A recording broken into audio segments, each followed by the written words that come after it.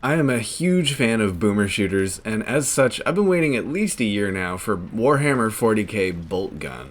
Boltgun is an incredible homage to boomer shooters of old. You're going to see a lot of Doom DNA in this one, and that makes a lot of sense, and it also leads to an excellent experience.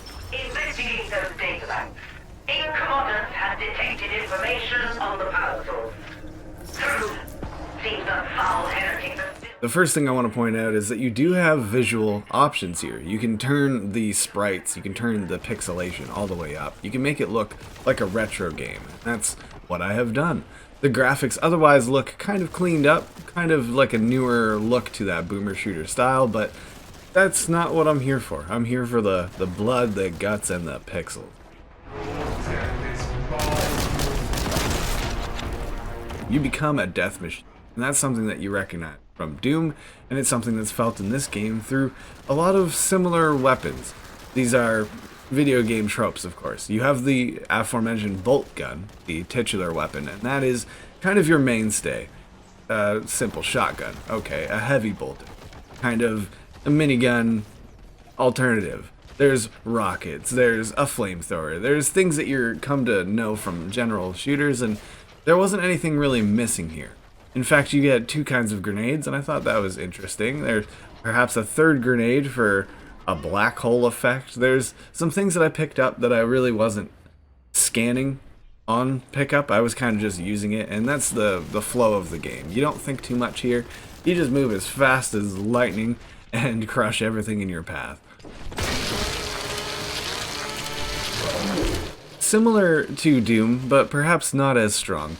There is a pretty good soundtrack accompanying you throughout this attack, this non-stop slaughter. You do get some pumping metal throughout, and sometimes you're exploring the map trying to figure out where to go, and you get a little bit of a break, a little nice down-toned soundtrack. But it does accompany the game well, and it fits that normal style that we're used to. Whether you like it or not, Doom kind of set the mold for these games, and this game measures up in a very similar fashion.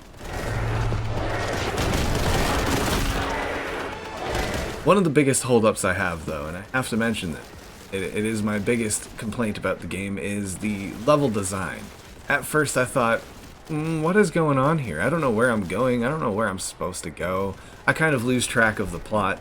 If there's no fresh enemies to kill, you can very easily lose the trail, and that's to be expected out of a boomer shooter. But I found that it was just a little bit too confusing at times.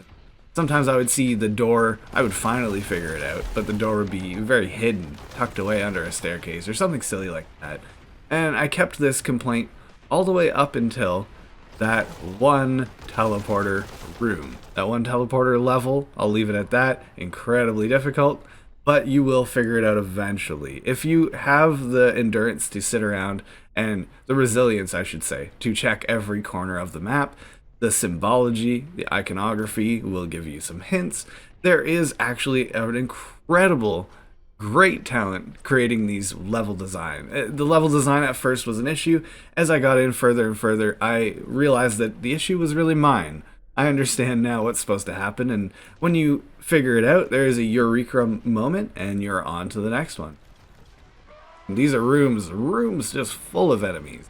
Because you are a death machine. Just like the Doomslayer himself, you will crush all of these Chaos Demons, Chaos Space Marines, anybody that gets in your way, really, and all the way up until boss fights. And these boss fights are sometimes quite grueling. Like I say, tons of enemies pouring in, spawning constantly, and you're just rushing in 360 degrees, and eventually you will triumph over the enemy. And like I said, again, a eureka moment kind of lets you take a big, deep breath in and carry on. And the game does not disappoint. It is quite extremely long, actually.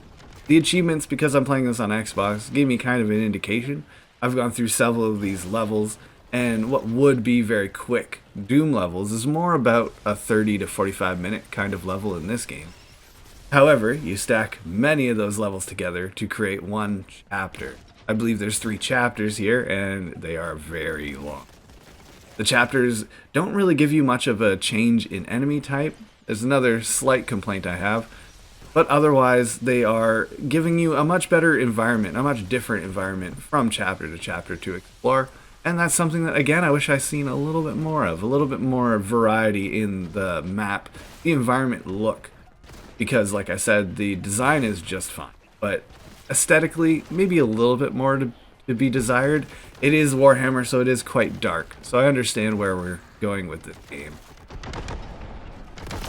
As a homage to boomer shooters, this is an absolute smash hit. I give this one an 8 out of 10. It follows the Doom formula beautifully, and when it kind of has a chance to stick out on its own, it does. And you have that ability to just smash the taunt button the whole time. This is good fun.